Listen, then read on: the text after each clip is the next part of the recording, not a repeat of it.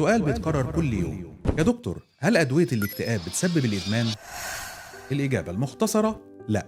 لكن خليني أوضح ليه. الإدمان هو إن المخ يربط مادة معينة بالشعور بالنشوة ويفضل يطلبها تاني حتى لو بتدمرك، زي ما بيحصل في الكحول أو المخدرات. لكن أدوية الاكتئاب مش بتشتغل كده خالص، هي بتضبط كيمياء المخ تدريجيا، مش بتدي نشوة ومش بتغير الشخصية. اللي ممكن يحصل أحيانا هو نوع خفيف من الاعتماد الجسدي بيظهر لما بنوقف الدواء بشكل مفاجئ، زي إن الشخص يحس بشوية صداع أو صعوبات في النوم، وده بيتم تفاديه تماماً بالتوقف التدريجي للدواء. ده طبيعي جداً زي أي دواء تاني بيأثر في كيمياء الجسم، زي دواء الضغط أو دواء السكر.